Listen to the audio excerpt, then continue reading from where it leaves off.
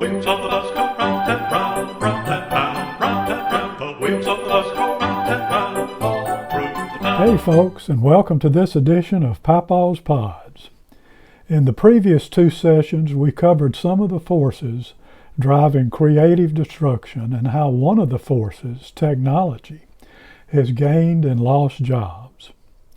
In this third edition, we're going to introduce another influence that has led to richer and more productive lives and is also caused job losses and gains. This force is called trade and specialization. The driving force here is that rather than each person trying to do everything for themselves, they specialize in one area and then trade with the others for everything else. So let's start with Jeb. Jeb loves tomatoes, and he's really good at growing them. He enjoys reading about horticulture and trying new techniques to improve the production and taste of his tomatoes. Jeb's neighbor, Jen, started out also growing tomatoes, and she even had a few workers helping her. But Jen is a mechanical wizard. She loves tinkering with machines and repairing them when something goes wrong. So now we have Jeb happily growing tomatoes and Jen loving her machines.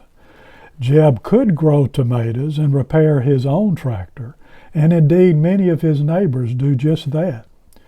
Truthfully though, Jeb was a bit clumsy around machines, and he would much rather be growing his tomatoes. Likewise, Jen could grow tomatoes and repair her tractor, but she never had much luck with tomatoes, and was much happier tearing an engine apart. So Jeb decides to specialize in growing tomatoes and trade with Jen when he needs tractor repair. Jen decides to focus exclusively on machine repair and trade with Jeb when she wants tomatoes. Both Jeb and Jen are happier because both are doing what they are naturally good at and enjoy doing. And they are both better off because Jeb can get better, faster tractor repair, and Jen can get bigger, better tomatoes. This, in a nutshell, is trade and specialization. There are many advantages that specialization offers that may not be immediately apparent. Let's look at a few. Jeb decides to focus exclusively on tomatoes and trade for everything else he needs. In actual practice, of course, he doesn't trade one for one. He sells his tomatoes for money and then uses that money to purchase everything else he needs. Because he is totally focused on tomatoes, he can now grow a lot of tomatoes. Because he produces so many tomatoes, each individual tomato costs him less than it used to. He can spread his input cost over many more output tomatoes. We call this economies of scale. For instance, take the Taiwan Semiconductor Manufacturing Company. You may know it by its initials, TSMC.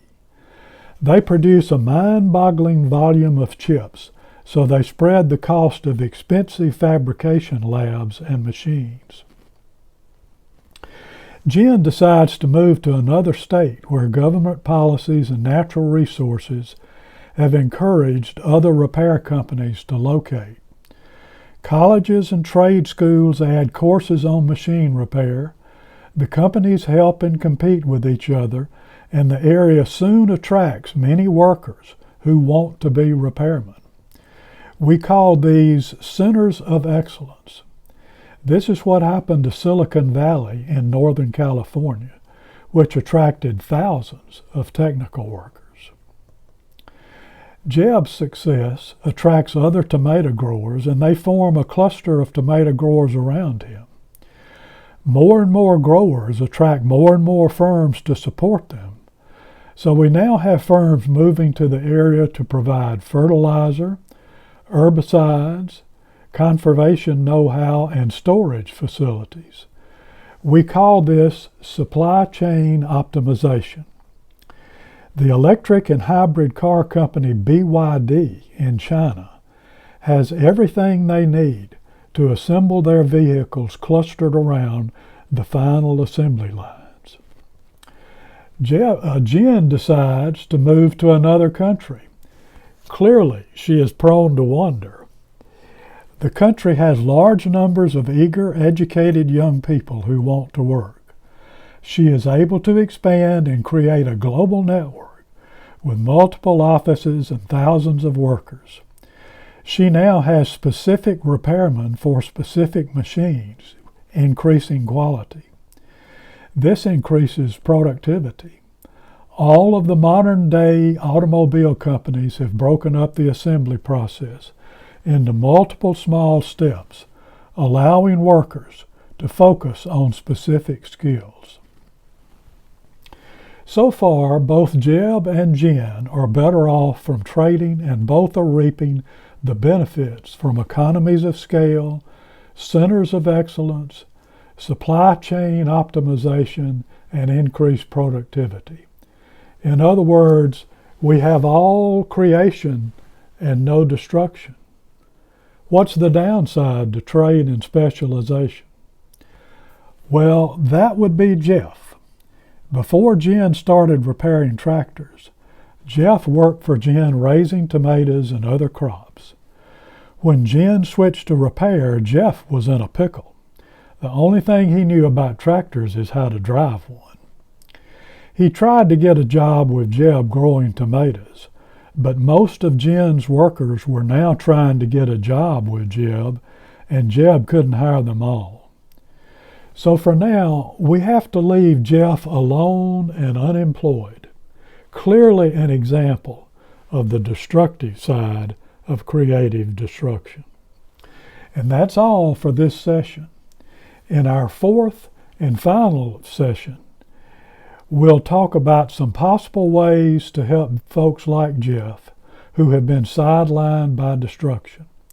And we'll talk about artificial intelligence, which appears to be a very strong force for creative destruction. Round and round, round and round, round and round, the wheels of the bus go round and round.